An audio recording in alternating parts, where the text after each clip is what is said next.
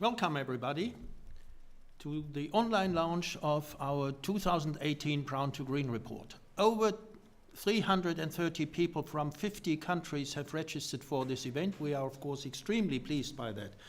I'm Gerd Leipold, I'm the Program Director of Climate Transparency, and this webinar comes to you from Berlin on a very nice late November day. Climate Transparency is a global partnership of 14 organizations from 11 G20 countries. Every year we produce the Brown to Green report where we compare the climate action of the G20 country. And this year we're especially proud that our data go as fast as 2017 to detect the newest trends. The report itself consists of a summary report and country profiles, 20 country profiles for each of the G20 countries. Our webinar itself will last for an hour, and we will hear initially from our co-chair Alberto Manya. After that, people here in our studio and through video recordings will describe the report in detail. Then we have a question and answer session, and the webinar will be closed with a statement of our other co-chair, Peter Eigen. For the question and answer session, you can send in your questions, and hopefully you do so via the chat function. Your questions will only be seen by the administrator, and we will try to answer as many as possible, but those who we cannot answer, we will respond to by email later. The whole session will be recorded and be later available on our website, www.climate-transparency.org, and this will include the question and answer session, and in that session we'll mention who asked the question and the affiliation of the people. Now we will hear from Alberto Manya, co-chair of Climate Transparency and former Environment Minister of Costa Rica, why the 2018 Brown to Green report is so important and so special. Bienvenidos.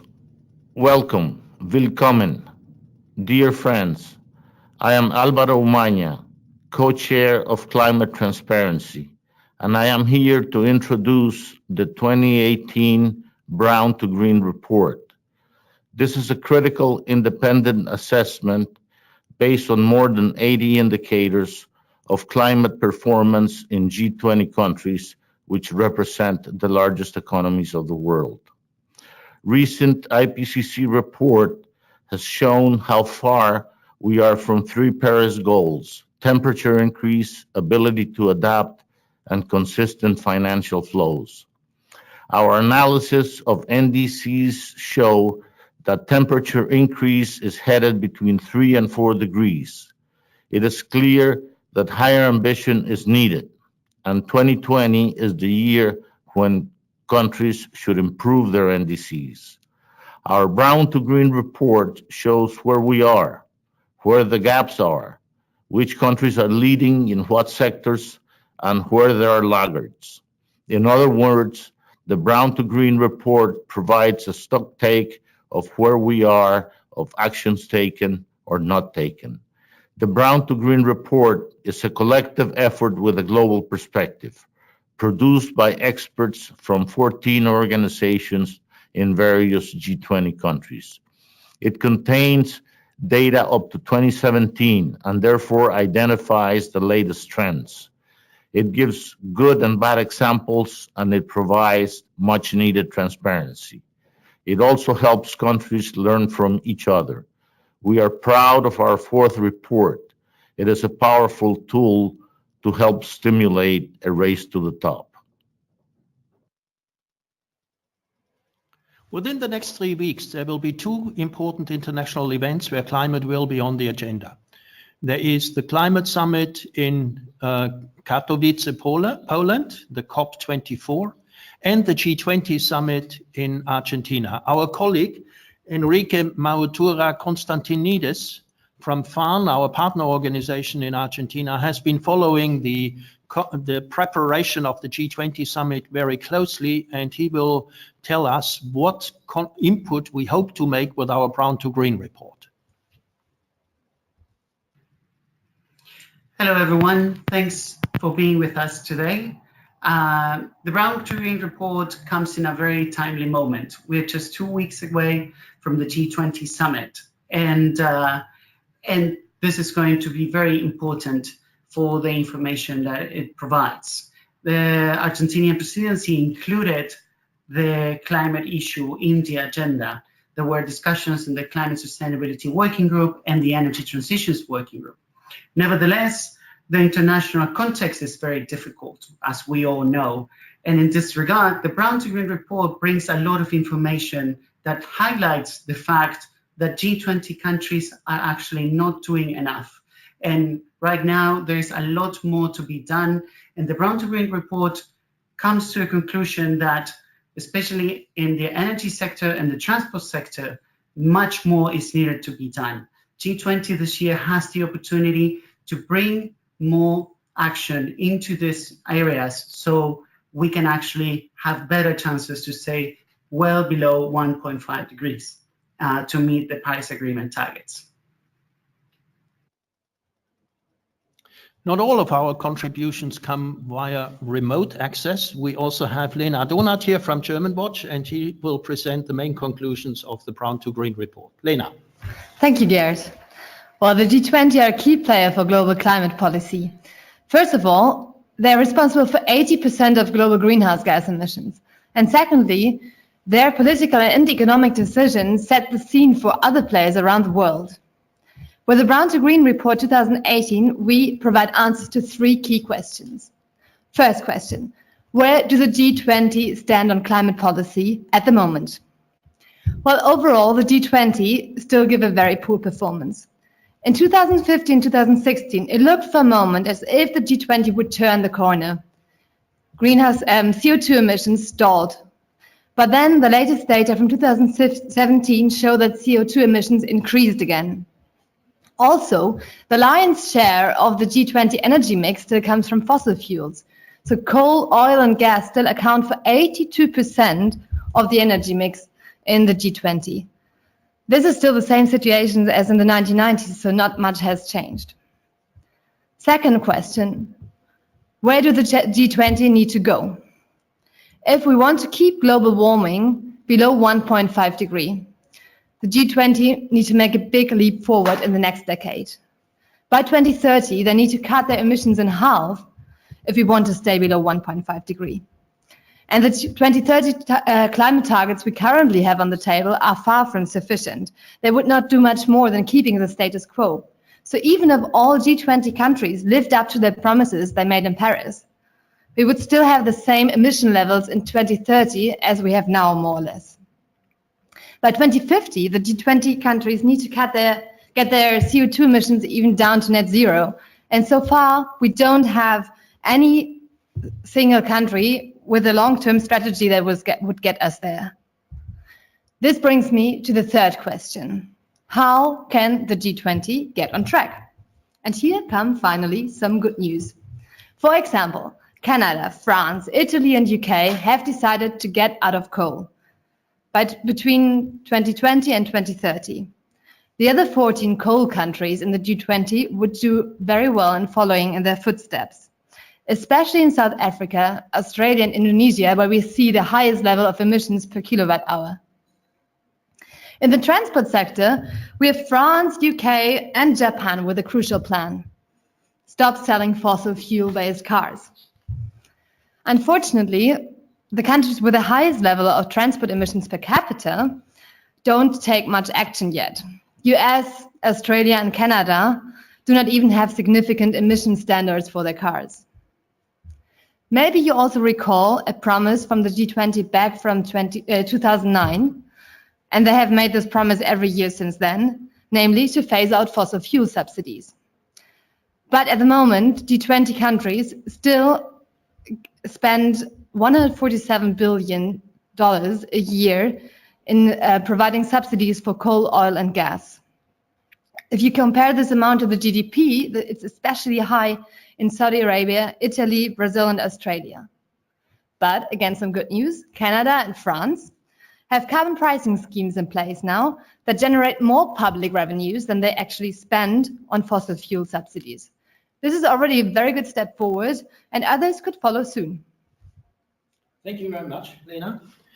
We will now hear about how the emissions have developed over recent months, and this will be presented by Kijoon. He did not fly in from Beijing, where he is at the Energy Research Institute, but from Seville. And as you will see in a minute, he did, because of being here, not have time to visit the barber of Seville so far. Okay, thank you, Kurt. So I'm very happy to be here and to join this study together with many colleagues. But from the figure, you can see clearly that some change in last years, even though we have for 2 or 3 years, the CO2 emission from energy activities getting to be flat or stable, but in 2017, we again increased. This is something we had to think about. This much work we should do. Among the 20s, we have 15 countries actually increase their CO2 emission from energy-related activities. And this reflects some uncertainty for the economic development. One good news is the energy efficiency. That means that energy use on top of GDP is still keep increasing, or very good shape, just like a green line showed. For example, if you look at China, I think last year China's CO2 emission also increased due to the economic activities also expanding, and also due to the more electric use in the air quality control policy to get more people to use electricity to replace space heating from fossil fuel. And this is what we can see in the near future, and think about what we can do. Again, next slide, we can see from the energy mix. One bad news is that we can see as average still 82% of energy supply still come from fossil fuel. This is quite high share in the total energy mix. In some country like Canada, India, Indonesia, the energy mix from fossil fuel, the share of fossil fuel in the energy mix actually increased from 2012 to 2017. But in UK and France and also China, they are reducing their share for fossil fuel mix share in the energy mix. This is something good news. Again, if we think about what happened in China now, is in order to improve the air quality there. I'm sorry, today in Beijing, still very bad air quality, and this actually set a very tough target on that. One of the key policies to set cap on coal use. It's a good news. Let's see in the short term, but this is actually in the general trend we can see from G20. Thank you very much, Zhang. I just would remind everyone on that you can use the chat function to enter comments, questions. We're looking forward to discussing them a bit later. Lena, we turn back to you, and can you show us, please, sort of an overview of the policies where countries are doing well and where they're not doing so well? Yes, thank you. So one part that I find personally very useful in the report is an overview table of emission policies by sectors. So we have looked at the emission profiles of the different G20 countries and shown sector per sector where emissions are particularly high, or in which sector a country might be doing already well. So you see this by the different coloring in the tables. This gives actually a very good insight into where the G20 countries could already learn from each other. We also looked at recent trends over the last 5 years. So are there signs of hope, or are there reasons for concern? Just to give an example, for example, Turkey has quite low levels of transport emissions per capita. But if you look at the recent trend over the last 5 years, it's actually where emissions have increased fastest in the G20 countries. So these indicators tell us in which sector should the G20 take urgent action now. Then we have a second table, which is the policy performance rating table, where we look at the actions that the G20 countries are already taking and whether these measures are ambitious enough to get us down to 1.5 degrees. We have evaluated 8 key policies that are necessary to keep us below 1.5 degree warming. Just to give a few examples, has the country a 2050 emission target in place? Is there a 100% renewable target? Or is there a target for new buildings to be built following near zero energy standards? So in this webinar, we will only have time to look at the power, transport, and forest sectors, but you can find much more information in our summary report and the different country profiles for each of the G20 countries. Thank you, Lena. And these reports and country profiles can be downloaded from www.climate-transparency.org. And we will now turn our attention to power, to transport, and to forests. First, we turn to Jesse Burton from our partner, the Energy Research Center of the University of Cape Town in South Africa. Jesse, which are the brownest countries when it comes to electricity? The 2018 Brown to Green report has shown that South Africa, Australia, and Indonesia are the brownest of the G20 countries when it comes to the emissions intensity of their power sectors. This, of course, is due to a high dependence of coal in each of these countries. At the same time, our policy rating has shown that none of the countries have got concrete action plans for the phasing out of coal. South Africa, which received a medium rating for the phase out of coal, has in its latest draft integrated resource plan, the capacity expansion plan for the electricity sector to 2050, shown that the role of coal in the electricity sector will decline to about 20% by the end of the period. However, the plan also includes the addition of new coal-fired capacity over the period to 2024 in the form of 2 mega projects, Medupi and Kusile, being completed, and 1,000 megawatts of new coal-independent power producers being built. The plan also assumes that all coal-fired power plants will run their lives out for 50 years, which may not be economic, and yet the analysis does not include the economic retirement of capacity. Nonetheless, Eskom has recently announced the closure of 3 of its oldest coal-fired power stations because they are no longer economic to run. The country, however, does not have a just transition plan in place for workers and communities in the towns and areas that will be affected by coal phase-out, and this is an important part of what needs to be considered in coal phase-outs around the world. The Brown to Green report this year also includes a section on just transition policies and plans for each country.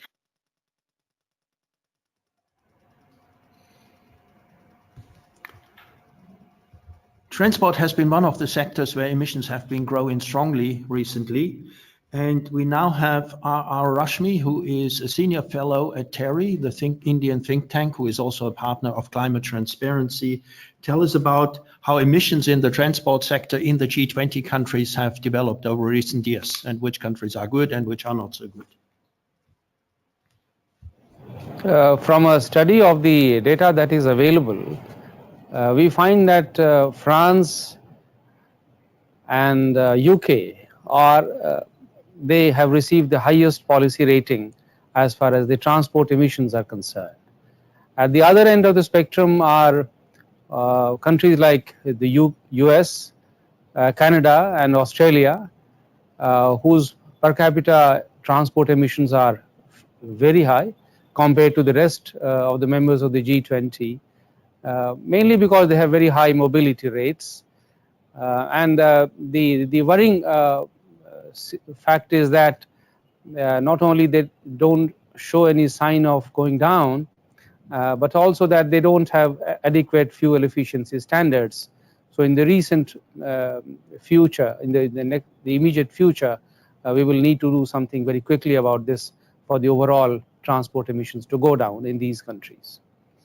At the lowest end of the spectrum is India, which has the lowest per capita emission in transport sector, and in fact surprisingly it went down a little bit last year, but over a period of time the transport emissions have been growing. In fact, in the last 5 years they have grown as much as 20%. So there is enough room for action even in India, although India, along with the other 3 basic countries, China, South Africa, and Brazil, they are all less than 1 ton CO2 equivalent per capita emission in transport sector. But there is certainly a room for action in these countries as well. Fortunately, in India, they have come up with a program for hybrid vehicles, and in fact, the National Electric Mobility Mission has been launched recently. The initial plan was that by 2030 they will phase out all the fossil fuel cars, but after consultation with the industry they have slightly moderated it. Now they will be focusing on the charging infrastructure and other things which will help movement in this direction. But the good signal which is emerging from France and UK is that they have decided to completely phase out the fossil fuel cars, and this will help a momentum within the G20 countries. Forests are very important for biodiversity, and they play an equally crucial role for climate. Indonesia, Argentina, and Brazil are the G20 countries with the highest forest losses in the last 25 years. William Wills is from the Centro Clima from the University of Sao Paulo. William, what can you tell us about the forest situation in Brazil? In 2008, the Brazilian government announced the target of reaching net zero deforestation by 2015. But after some years, the government found that this target was too ambitious. In the Brazilian NDC, the government revised this target and set the new target, which is to reach zero illegal deforestation by 2030. From 2005 to 2012, deforestation in the Amazon forest decreased 76%, but in the last 5 years, from 2012 to 2017, it increased again by 52%. This recent trend is not in line with the Paris Agreement. The government also set a goal of reforesting 12 million hectares by 2030 in the NDC, and last year it announced a revised monitoring system to fight illegal logging in Brazil. I just noticed that all of the speakers here are called Alexandra Zebrowska.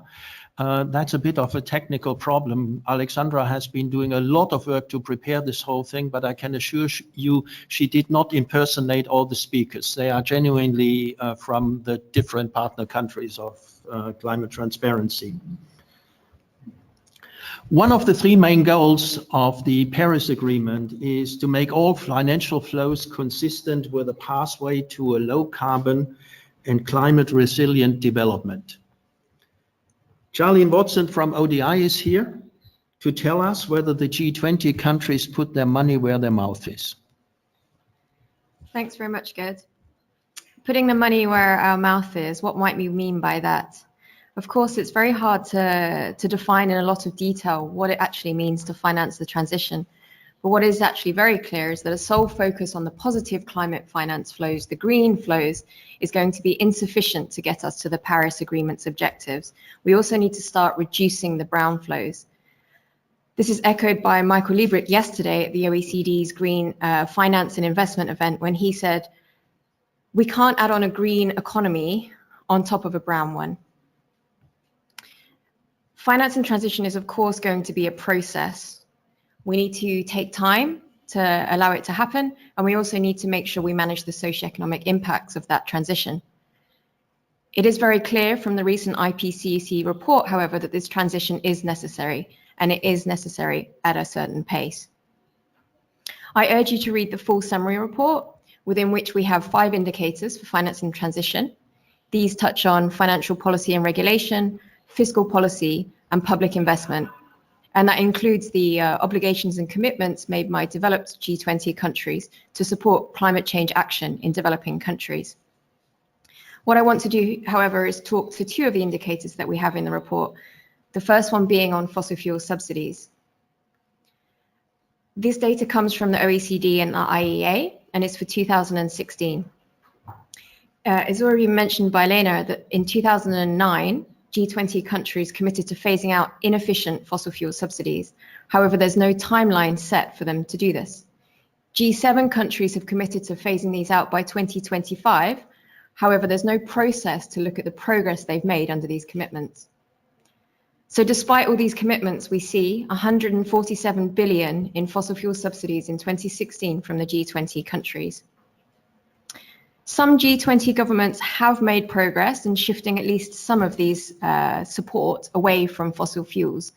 Indonesia is a good example where in 2015 there was reform of untargeted subsidies for gasoline and diesel. Indonesia saved 16 billion and then it invested some of these savings in health insurance, housing for low-income groups, and clean water access. Clearly a good move. It's hoped that with the national elections in 2019 in Indonesia, there's resistance to reinstate these fossil fuel subsidies. Moving on to carbon revenues. This is data from the Institute for Climate Economics. What you see is revenue from explicit carbon pricing mechanisms. These are carbon taxes and emission trading schemes. Together, the G20 countries have raised 18 billion in carbon revenues. This is a figure much, much less than what has been spent on fossil fuel subsidies. We know that carbon pricing can be contentious.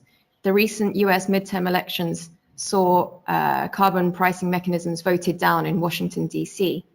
However, these are very important instruments to shift behavior, and they can work. In British Columbia or in Canada, there has been a carbon pricing mechanism in place since 2008. The carbon tax is returned to the people through corporate and individual tax cuts or tax rate cuts. And it's been shown that this scheme supports low-income houses, while at the same time, British Columbia has managed to reduce its emissions while also continuing to grow its GDP. If we take these two indicators together, as Lena's already mentioned, it's only Canada and France are countries that have managed to raise more carbon revenue than they have awarded to subsidize fossil fuels. To echo the words of the Secretary General of the OECD and Angel Guerrero yesterday, we're spending hundreds of billions subsidizing fossil fuels with one hand and trying to put a big fat price on carbon with the other. Isn't this totally and completely contradictory? It's incredibly important that we, the people of G20 countries, encourage our governments to stop losing money on fossil fuel subsidies and gaining resources through carbon pricing. These are resources that can be spent on public priorities, be they health, education, or transitioning to a low emission and a climate resilient economy. Thanks. Thank you very much, Charlene. Now we turn our attention to Indonesia. Indonesia is the biggest island country of the world and also the fourth most populous country. From Jakarta, we have an input from Fabi Tumiba. He is the director of our Indonesian partner, IESR. Fabi, is Indonesia managing to shift financial flows from brown to green? Thank you, Gert. The government of Indonesia has shifted public finance resources by cutting the subsidy for fossil fuel consumption and increasing budget for funding renewable energy projects, which increase the electricity access for people living in remote and rural areas. Surely it creates opportunity for economic and social development. The fuel subsidy reform in Indonesia was started in 2009 through the introduction of fuel switching program from kerosene to LPG for the poor household. In 2014, subsidy for gasoline was removed, and in 2016, the electricity subsidy was rationalized.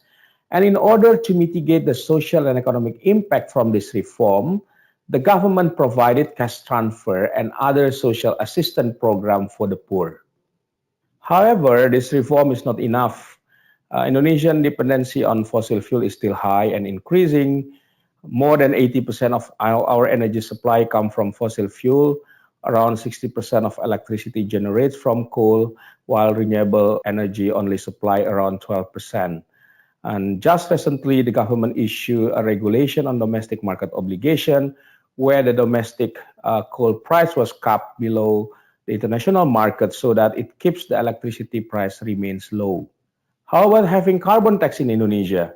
Well, the government is still reluctant to implement this policy, and the main argument is to avoid the implication of the economic competitiveness and the direct impacts such as the increasing of energy price if this policy is being introduced. In the meantime, when the political stake is still high because of the election time, Having discussion of imposing carbon tax is politically unfeasible. Thank you. Now, this was the summary of what the report contains. We pride ourselves that we are saying we want to provide comprehensive, concise, and comparable information, and we hope we have done so. But again, I would point you to our website if you want to look into more details, both of the general report and of the country profiles. So now we move to the question and answer session. And I encourage you still to send in your question. We have already received some. And for this session, we are joined on the podium by Jan Burg. He is from German Watch, and he has been one of the people instrumental in putting this report together. Jan, from a Hungarian journalist comes the question, how are Germany's performance and commitments, especially considering the use of lignite for power? And maybe between the lines it says, to what extent should Germany lecture other countries? Jan, what about lignite in Germany? Well, besides the transport sector, of course, lignite is the elephant in the room in Germany. That's for sure. Germany is the country with the highest, it's the country that burns most of the lignite coal all over the world. Due to the lignite use in Germany, we have extremely high per capita emission, more than 10 tons per capita, which is much higher than the G20 average. And in the moment, there's a huge political fight in Germany on lignite. So definitely Germany, if you want to reach the Paris goals, we have to tackle that issue and have to phase out lignite coal as soon as possible, at least until 2030. Thank you very much. And a follow-up question to you from the Humboldt-Viadrina governance platform. France seems to be doing well in part due to the use of nuclear. Is this reflected and commented in the report? As we show 80 indicators, of course, there are some indicators where,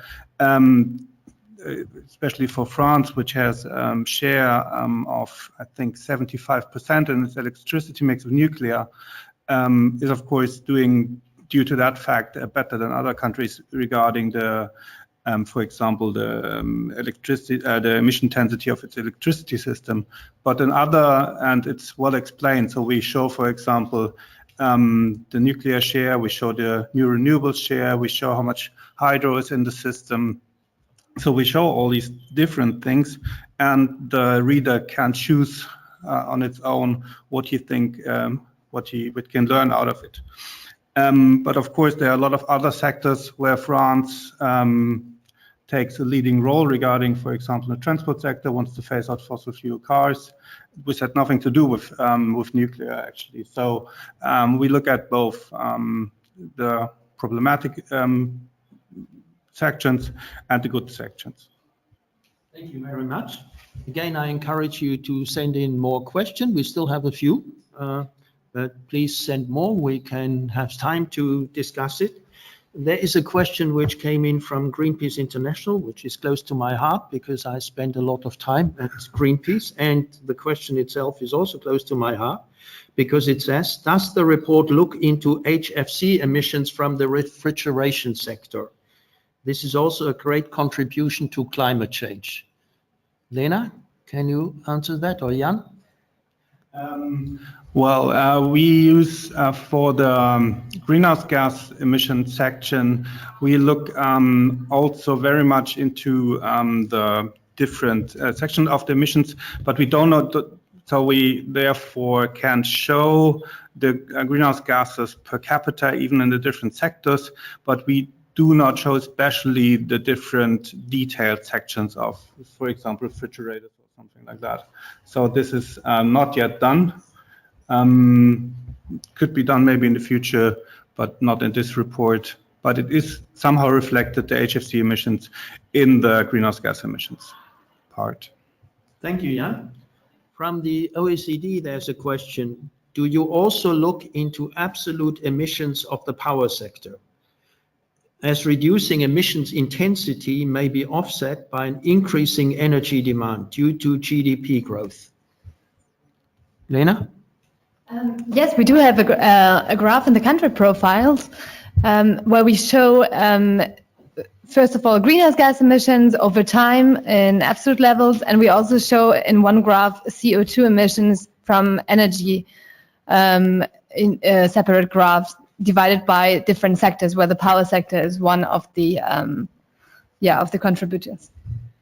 So in the country profiles, you find all the information on this. All right, thank you very much. Here is a question.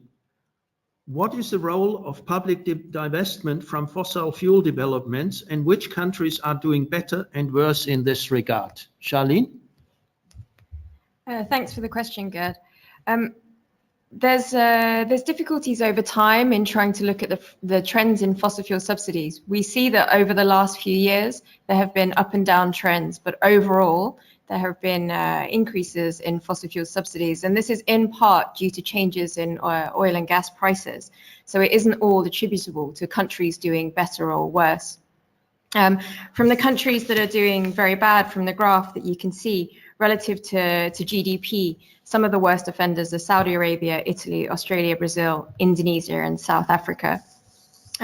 It's also worth noting that that some of these, those with the largest amounts of subsidies per capita, are actually doing quite badly. So Australia, Brazil, and Italy have increased with fluctuations since 2007, Brazil doubling and Italy quadrupling their fossil fuel subsidies. There is movement, and divestment is really important. A lot of this is happening at multiple scales, with institutions within those countries also divesting. So I think the key issue here is seeing those signals from companies, from lenders, so on and so forth, that does provide these strong signals that governments too need to divest from fossil fuels. Can I follow up with a question to you, Charlene? What are the developments in terms of demanding from companies that they declare their climate risks? Are there differences between countries? Are there some leaders? Are some who do too little? Thank you very much, Gerd. Within the report, there's an indicator that tries to touch on financial policy and regulation. Within that, of course, financial policy and regulation is very diverse, but we have one indicator that looks at the extent to which countries have adopted the recommendations of the Task Force on Financial Disclosure. And what this does, it's something that emerged out of the G20 and the Financial Stability Board, and it urges countries to consider and grow this awareness that climate change poses a real risk to financial stability. The report then looks at the degree to which countries have progressed the recommendations of the TCFD within their countries, and this is a report from the Cambridge Institute for Sustainability. What we see is that some countries are making progress towards this end, either by endorsing the recommendations or engaging private sector and other stakeholders in dialogues around the recommendations for this disclosure of climate risks. And we see that France in particular is one of the countries that have actually included the recommendations into law. Within the Article 173 of their energy policy, it's actually mandated that institutional investors disclose their climate risks. The Task Force on Climate-Related Financial Disclosure builds on work of others, such as the Climate Disclosure Project, CDP, that have tried over many years to encourage companies to report on their climate risks. What we're seeing through the TCFD is that we're starting to get this critical mass and movement behind it, where countries and governments really are starting to endorse those recommendations. Thank you very much, Charlene. Here is a question for you, Chan. Can you say something more on the performance of China and the expectations for the future? Yes, actually, when I joined this report 3 years ago, I learned a lot and to think about what China is doing. And by looking at the score in this report, I think China is really in the medium part. We have something good. For example, the renewable energy policy and the electric car things is perfect right now. I'm happy with that. But in the meantime, for example, taking the long-term target by 2050 and how to put our NDC consistent with 2 degrees or even 1.5 degree in the future, we still have a lot of things to do.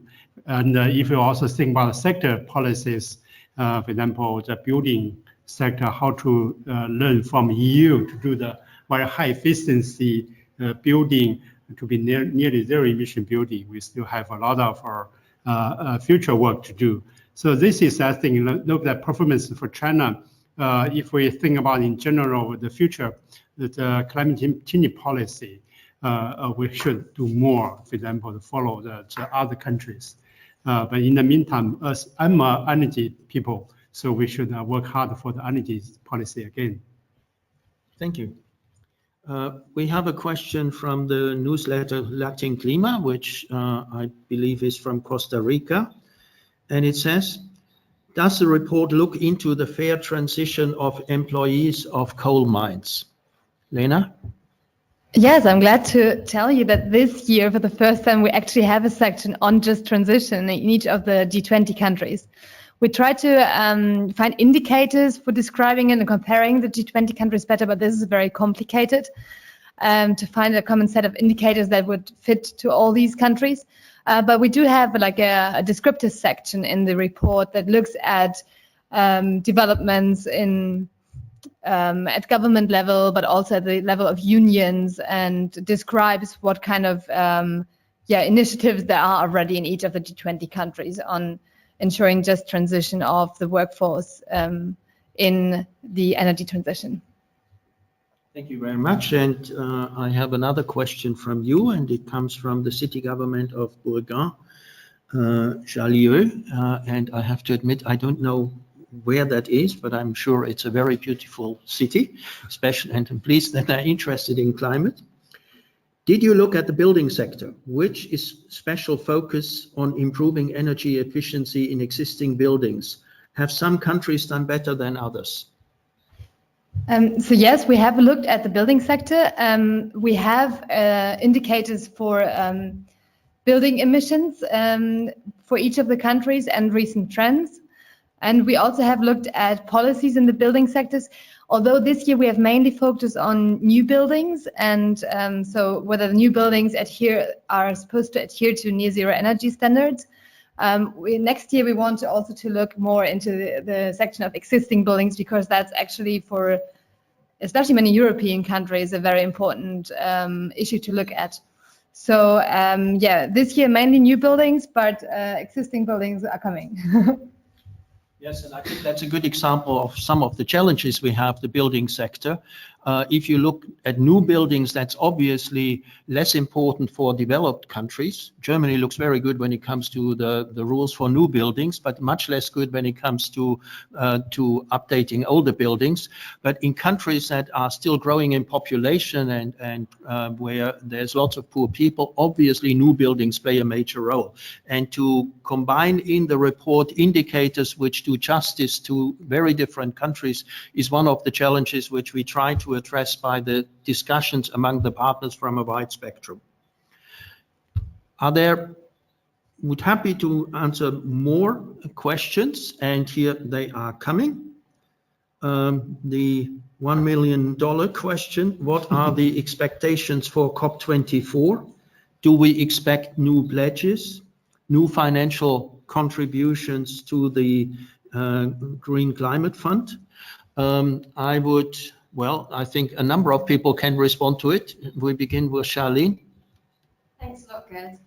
I'll speak to the climate finance nature of COP24. I think, of course, the ambition of COP24 is setting out the rules for the Paris Agreement and the Paris Agreement rulebook. But climate finance will be an issue within that. The Standing Committee on Finance of the UNFCCC will release its biennial assessment of climate finance flows. So within that, we'll get an idea of the progress that's been made over the last couple of years. It is clear that we need to start scaling up. We've only got one more year left till 2020 to meet the 100 billion goal. Of course, it's a little bit loose as to what that contains, and people believe different different amounts of money count. But what we can see is that there is increasing progress to that end. And we also need to start thinking at COP24 about the bigger goal to be agreed for 2025. And we need to start building that trajectory from 100 billion onwards. Hopefully the high-level climate finance ministerial will see some additional pledges. At the recent Green Climate Fund board meeting in October, the fund did decide to enter its next replenishment, which means that we will be looking to countries to commit or at least signal that they will be continuing to support the Green Climate Fund as the fund of funds. The Green Climate Fund is now committed over 4.5 billion for projects. So it will be really good to see high-level messages from governments to say that they will continue to support this fund undertake its important work. Thank you. Thank you. Zhang, what can we expect from the Chinese government? Will it continue to show some leadership even now that the US in particular is no longer among the drivers? Yes, we have a lot of discussion on this in China.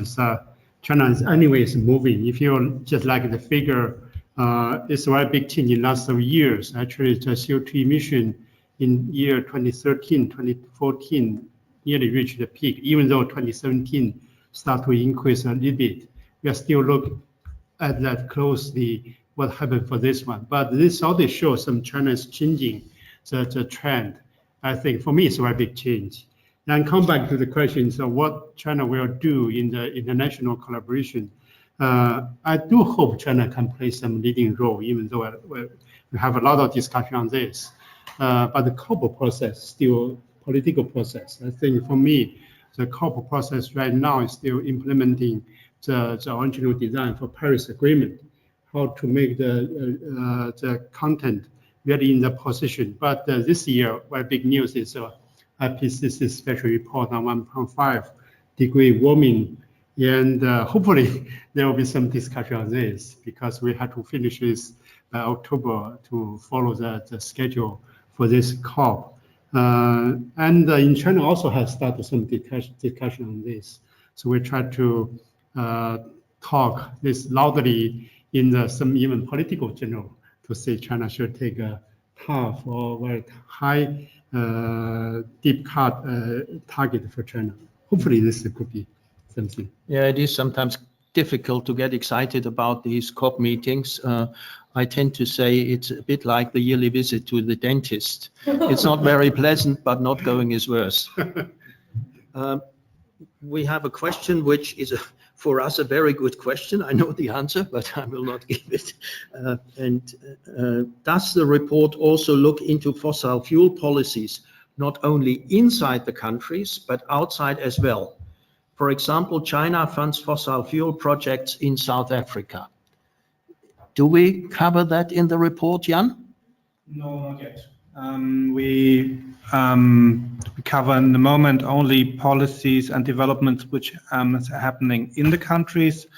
We have some indicators where, especially the international climate policy evaluation indicator, which is taken from the CCPI, from the Climate Change Performance Index. It takes this partly into account, but normally only what's happened in the countries is evaluated until now. As we are living in an integrated world with a lot of trade, and especially what's happening in the moment in China with the infrastructure investment in Asia, I think it would be very crucial to also look on these issues. But in the moment, I would only see a qualitative way to judge that, and this would be very difficult. But anybody who has suggestions on this, please write us an email and make suggestions on these kind of indicators or how we can judge this, because it's really crucial, I guess. If I may just add to that, there is an indicator within the finance and the transition section that does talk about public investment in fossil fuels. Within that, it's data from Oil Change International database that has looked at a number of state-owned institutions, development banks, development finance institutions, and it looks at what these countries are spending overseas, and it does that through a detailed as possible survey of some of these institutions. Within that, it does have some domestic and some international investments. However, we haven't been able to disaggregate those two to identify what is domestic and what is international. But it's, echoing Jan, it's absolutely crucial to start working out the kind of the action overseas, and if the policies that are guiding national emissions and national investments also apply to those investments overseas. Thank you very much. Yes, so this is definitely an important issue, which I think we will try to address next year, the export of coal plants, but also the export of coal itself, where some countries have quite ambitious plans. And if they improve at home and export then the problem elsewhere, that does not help the climate much. We are coming to the end of our session. We have one more input from one of our partners, namely from Jorge Villarreal. He is from the Iniciativa Climática de Mexico, and he gives us a glimpse of how he uses the Brown to Green report in Mexico.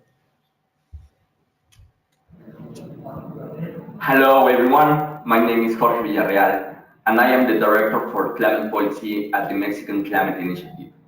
We are a proud member of the Climate Transparency Initiative. Climate change will hit us hard.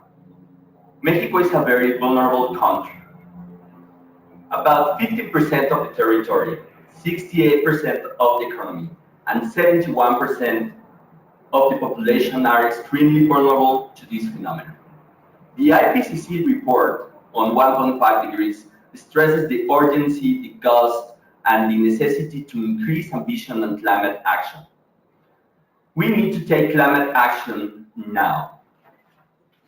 Mexico shares some of the challenges that the rest of the G20 economies also present.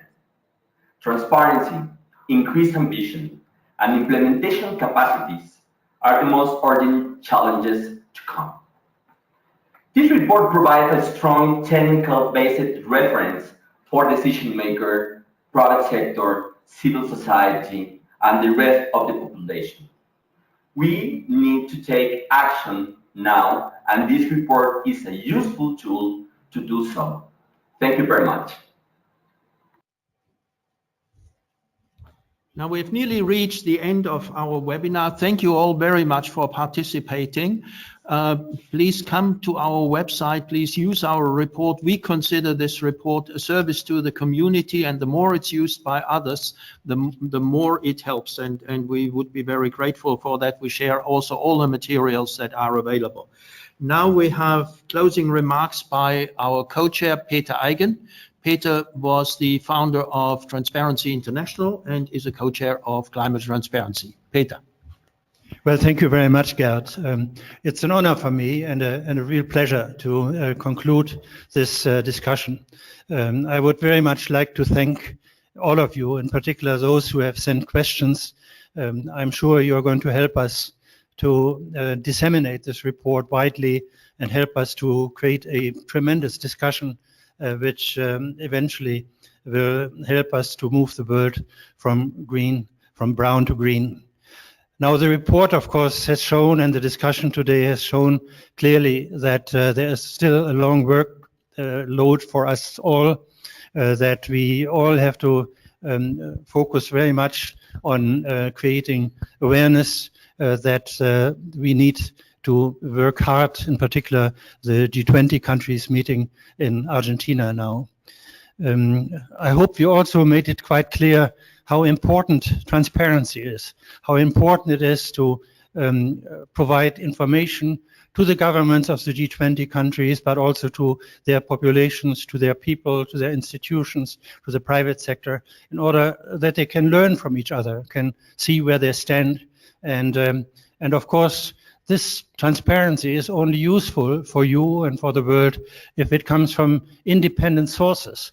And I think this is one of the strengths of our effort, that 14 different groups have worked together and have created what I would call a multi-stakeholder credibility a deliberation about the important aspects of climate policy, say in the sense of deliberative democracy, as we discuss this very often here in Germany. Now, thank you very much, and I'm very pleased to conclude this event, and we are looking forward to hearing back from you and to creating the collective action which is necessary in order to save our planet.